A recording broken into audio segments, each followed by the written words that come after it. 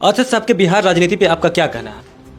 देखिए, असदुद्दीन ओवैसी साहब एक बड़े लीडर हैं और कहीं ना कहीं एक मुसलमानों का प्रतिनिधित्व करने वाला नेता उन्हें कहा जाता है। हालांकि मैं ये नहीं कहूँगा कि भाई वो मुसलमानों के नेता हैं, लीडर हैं तमाम लीडरों की तरह।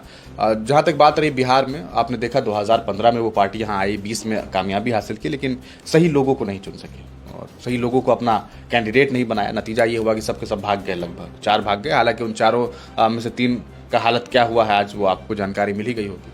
रही बात अभी चूंकि चुनाव का वक्त है, मुझे लगता है कि असद साहब को थोड़ा बिहार पर और ज़्यादा जोर डालने की ज़रूरत है। बिहार में उनका कैडर वोट खिसक रहा है, कहीं कहीं पर ऐसा देखने को मिल रहा है। रीज़न ये है कि टिकट बंटवारे में असंतुष्टि देखने को मिल रही है। शायद असद साहब को खुद बिहार में होना चाहिए था, उनकी पूरी टीम को होना चाहिए था। वो आते तो हैं, जनसभाएं की उन्होंने, 3-4 दिन वो सीमांचल यात्रा में रहे, फिर 1 दिन के लिए वो आए। मुझे लगता है कि ओवैसी साहब को बिहार में आकर के बैठ जाना चाहिए, कैंप करना चाहिए अच्छे से, मतलब ज़बरदस्त तरीके से। भाई विधानसभा का चुनाव है, तमाम दल पूरी लिस्ट लगा दी गई, 40 स्टार प्रचारक बैठा हुआ है यहाँ पर, मुख्यमंत्री आकर के प्रचार प्रसार कर रहा है अलग अलग जगह से। और ओवैसी साहब महाराष्ट्र में है, महाराष्ट्र में चुनाव है तो वहाँ उनका ज़्यादा ध्यान है। जबकि अगर चुनाव के हिसाब से देखिएगा तो बिहार का चुनाव ज़्यादा बड़ा चुनाव है। यहाँ आपको विधायकी का चुनाव है और वहाँ विधायकी का चुनाव नहीं है, तो आपको यहाँ होना चाहिए था। लेकिन मुझे लगता है कि इसमें कहीं ना कहीं ओवैसी साहब को सोचने की ज़रूरत है। और उनके बड़े बड़े जो लीडरान हैं, कम से कम ओवैसी साहब नहीं थे भाई, चुनाव को अब कितने दिन बच गए?